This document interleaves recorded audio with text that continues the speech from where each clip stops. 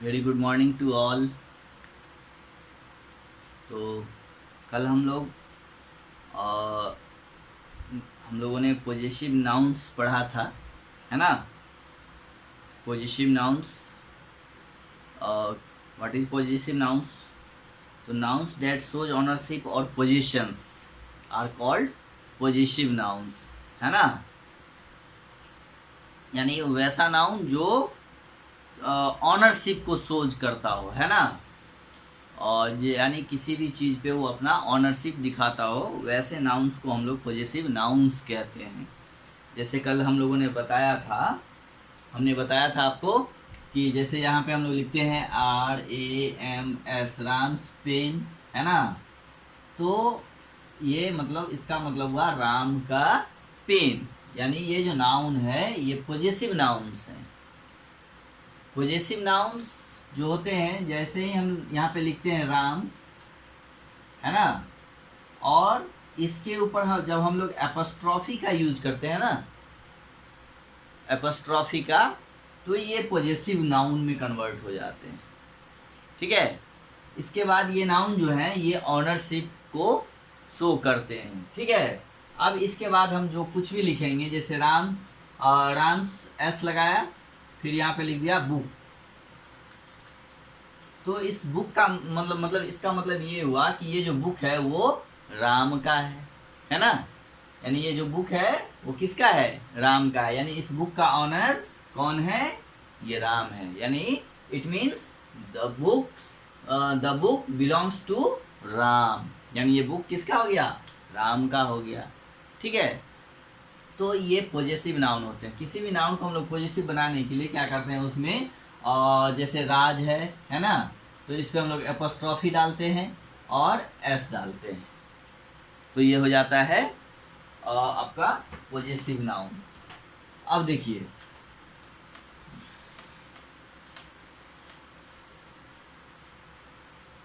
कि ये जो हम लोग ऊपर में डालते हैं RAJ, और ये जो लाइनिंग लेते हैं ना, इसको हम लोग क्या बोलते हैं? एपोस्ट्रॉफी। एपोस्ट्रॉफी, है ना। इसको बोलते हैं हम लोग एपोस्ट्रॉफी, राइट। एपोस्ट्रॉफी। ओके। तो राज, और इसके बाद हम लोग क्या डालते हैं? एस भी लगाते हैं, तो ये हो गया एपोस्ट्रॉफी एस। यानी एपोस्ट्रॉफी का मतलब होता है का और की। यानी ये राज का, यहाँ पे हम लोग लिख देंगे क्या? जैसे शर्ट, SHIRT, शर्ट। यानी ये शर्ट किसका है? शर्ट जो है वो राज का है। यानी द शर्ट बिलोंग्स टू राज, है ना। तो ये जैसे ही हम लोग ये एपोस्ट्रॉफी लगाते हैं तो उसका मतलब होता है राज। एपोस्ट्रॉफी का मतलब हो गया का के की, यानी राज का शर्ट, राइट। इसी तरह हम लोग लिखते हैं जैसे प्रिया, है ना। इसके ऊपर जैसे ये एपोस्ट्रॉफी दिया हमने, फिर यहाँ पे एस लिखा, ये हो गया एपोस्ट्रॉफी एस। यहाँ पे लिख दिया फ्रॉक, FROCK, फ्रॉक। तो ये इसका मतलब हो गया प्रिया फ्रॉक, यानी प्रिया का फ्रॉक। यानी दिस फ्रॉक बिलोंग्स टू, मतलब फ्रॉक्स बिलोंग्स टू प्रिया। यानी इस फ्रॉक का मालिक कौन? ऑनर कौन? इस फ्रॉक पे किसका पोजीशन है? तो प्रिया का। यानी ये फ्रॉक जो है किसका है? प्रिया का है। तो जैसे ही हम लोग किसी भी नाउन पे, जैसे यहाँ प्रिया नाउन है, राज नाउन है, तो इसके ऊपर जैसे ये एपोस्ट्रॉफी लगाते हैं, तो ये क्या हो जाता है? Possessive noun. क्या हो जाते हैं? ये पॉजेसिव नाउन हो जाते हैं, है ना। पॉजेसिव नाउन्स शोज ऑनरशिप और पोजेशन, है ना। तो चलिए, तो कल हम लोगों ने यही पढ़ा था। अब इसके एक्सरसाइज को हमने आपको बोला था कि बना के रखना है, आपको होमवर्क में दिया था। अब इसको हम लोग मैच कराएंगे। आप अगर बनाए होंगे तो आप जो है मैच करेंगे कि आंसर सही है या फिर गलत है। अभी जो मैं बोलूँगा उससे आप अपने आंसर को मैच कराइएगा। अगर सही होगा उसको सही कर लीजिएगा, अगर गलत होगा तो आप उसको गलत कर दीजिएगा और उसको मतलब सही कर लीजिएगा, गलत को सही कर लीजिएगा, ठीक है। तो अब हम लोग देखते हैं फर्स्ट जो एक्सरसाइज है वो है question number A, rewrite this groups of words using the apostrophe. देखिए नीचे कुछ ग्रुप्स ऑफ वर्ड दिए हुए हैं ना, तो उस ग्रुप्स ऑफ वर्ड्स को फिर से बोला जा रहा है लिखने के लिए, और लिखने में जो है और लिखने में क्या करना है, उसमें एपोस्ट्रॉफी का भी यूज करना है। जैसे द एक जो है करके दिया गया है इसमें, the tails of the elephant, the tails of the elephant, तो इसको हम लोग एपोस्ट्रॉफी का यूज करते हुए दूसरे तरीके से भी लिख सकते हैं। कैसे लिखेंगे, तो द एलिफेंट्स टेल, है ना। तो एपोस्ट्रॉफी का यूज करते हुए हम लोग जो है इसको दूसरे तरीके से लिख लिया, द एलिफेंट्स टेल, मीनिंग वही रह गए, है ना। द टेल ऑफ एलिफेंट यानी एलिफेंट का हाथी का पूंछ, तो ये द एलिफेंट्स टेल, इसका भी मतलब वही। तो इसको हम लोग दूसरे तरीके से हम लोगों ने एपोस्ट्रॉफी यूज करके वही चीज़ को फिर से लिख दिया दूसरे ढंग से। अब नेक्स्ट है जैसे the laptop off Charu, the laptop off Charu यानी चारू का लैपटॉप, तो इसको हम लोग दूसरे ढंग से इस तरह से भी लिख सकते हैं, the Charu CHARU apostrophe S Charu laptop, okay, इस तरह से भी लिख सकते हैं, ठीक है। नेक्स्ट है the bag belonging to Jack, है ना, इस तरह से हम लोग लिख सकते हैं,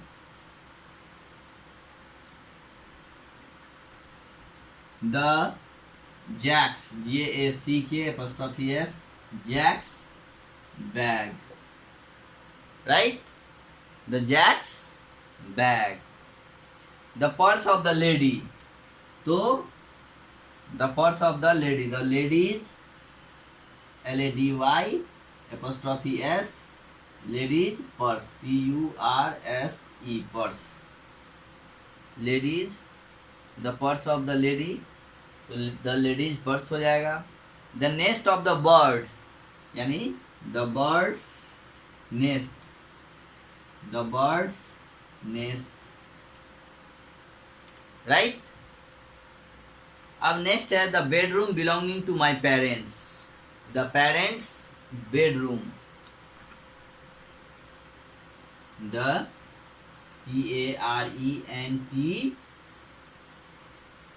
PARENTS बेडरूम। अब देखिए यहाँ पे हमने S के ऊपर सिर्फ एपोस्ट्रॉफी दिया है, उसके बाद S नहीं लिखा है, क्यों, क्योंकि मैंने आपको कल पढ़ाया था कि जिस भी प्लूरल नाउन के अंत में S होगा, है ना, तो उसके बाद S देने की, एपोस्ट्रॉफी के बाद S देने की जरूरत नहीं होगा। when a plural noun does not ends with S, we form it possessive noun formed by adding the apostrophe S to the noun। जब नहीं रहेगा तब देना है ना, जब प्लूरल नाउन के अंत में S लगा हुआ है तो उसमें हम लोग सिर्फ एपोस्ट्रॉफी डालेंगे और उसके बाद S डालने की जरूरत नहीं है ना। we need not add another S to the another S the apostrophe, है ना, यानी एपोस्ट्रॉफी पे दूसरा S डालने की जरूरत नहीं है जब अगर नाउन आपका प्लूरल फॉर्म में हो और वो S के साथ एंड कर रहा हो यानी अंत कर रहा हो। तो ये आपका हो गया, यानी first, second, third, fourth, fifth and sixth, right. चलिए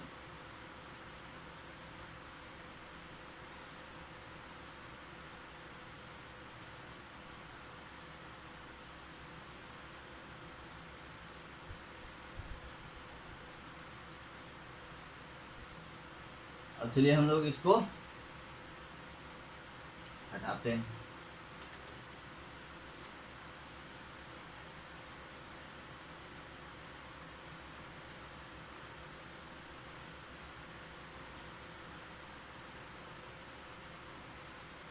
अब next question number B, tick the correct sentences in each pair and cross out the incorrect one, the first pair has been done for you. इसमें कह रहा है tick the correct sentences in each pair, है ना, और जो correct है उसमें टिक करना है, जो गलत है उसको क्रॉस कर देना है। जैसे इसमें एक करके दिया गया है जैसे Jessica's mother is a science teacher. तो यहाँ देखिए नाउन है जेसिका।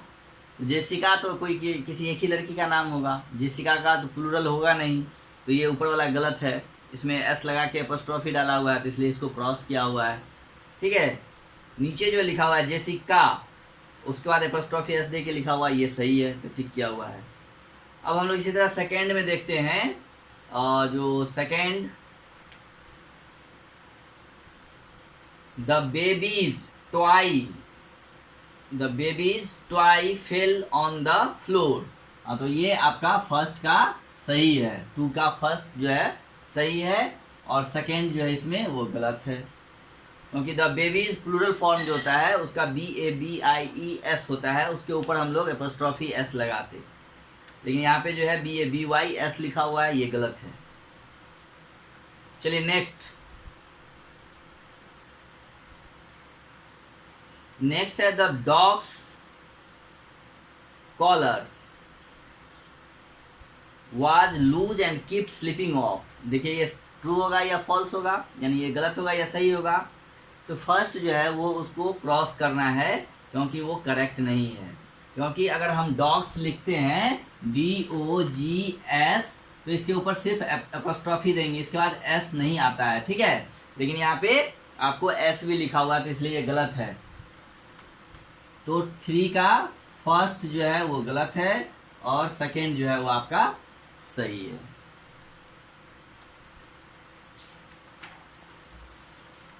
चलिए नेक्स्ट है 4, CHARLE चार्लीज, चार्ल्स।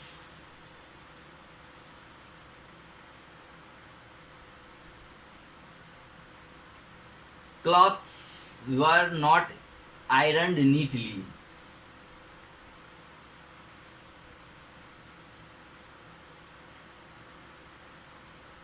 इसका फोर्थ का आपका फर्स्ट जो है वो क्रॉस है, फिफ्थ और इसका ये सेकेंड आपका Charlie's clothes were not ironed neatly. My best friend brother is going to the book fair today. My best friend.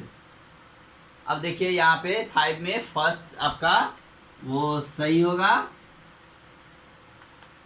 और सेकेंड गलत होगा, क्योंकि यहाँ फ्रेंड्स एस के ऊपर एपोस्ट्रोफी डाल के फिर एस डाला गया है, जबकि रूल्स क्या कहता है कि जिस नाउन के अंत में एस होगा तो उसके ऊपर एपोस्ट्रोफी के बाद हमको अनदर एस डालने की ज़रूरत नहीं होती है, लेकिन यहाँ पे डाला हुआ है तो इसलिए ये गलत हो गया। राइट, तो इसका 5 का फर्स्ट सही होगा और सेकेंड जो है वो क्रॉस कर देंगे हम लोग।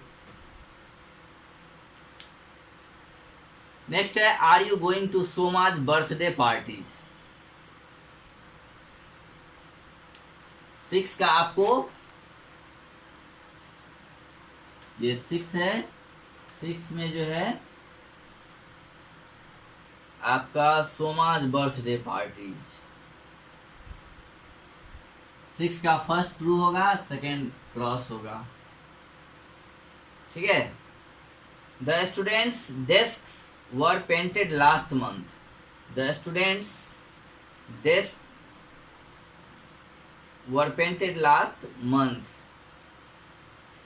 The students' desks are painted.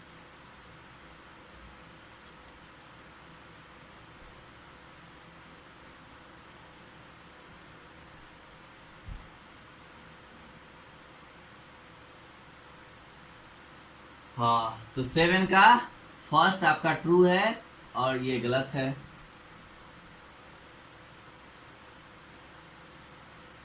Nikita's pencil box has stickers on them.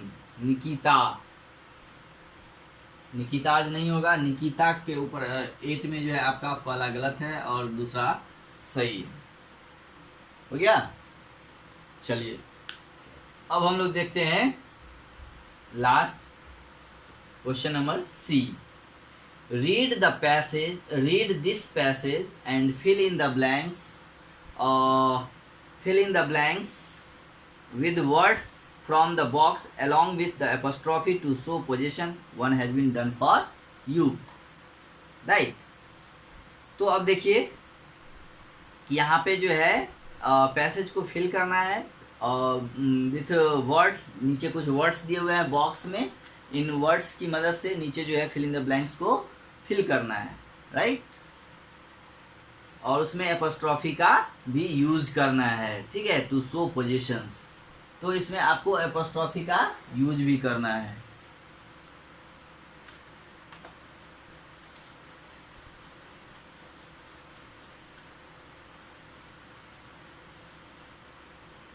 चलिए अब हम लोग देखते हैं, और इसको देखिए राज स्कूल, जैसे फर्स्ट में फिल इन द ब्लैंक्स है तो यहाँ पे देखिए जो है राज फिल हुआ है ना, और इसके ऊपर एपोस्ट्रॉफी एस लगाया गया है। Raj school was closed yesterday, he decided to go the public library in the neighbourhood, he arrived at the library in his, अब यहाँ पे फिल इन द ब्लैंक्स है, in his car, fill in the blanks car.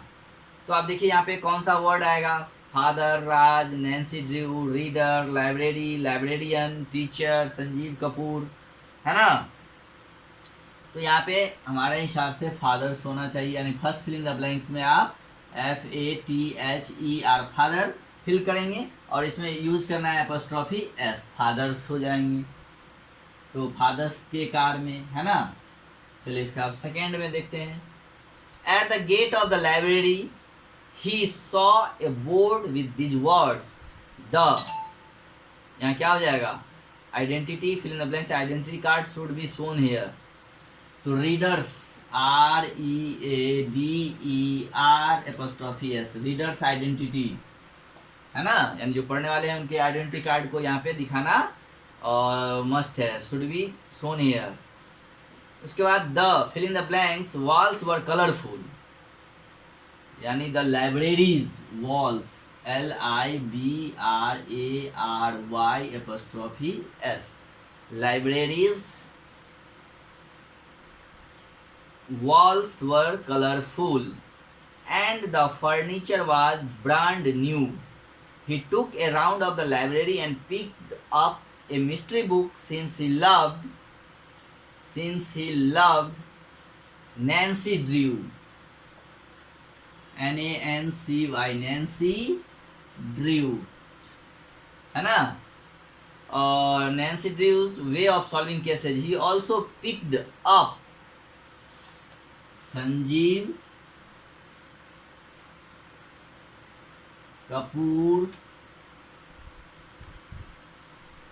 कपूर's cookery book for his mother. Just as Raj got the books issued, he heard the librarians, LIBRARIAN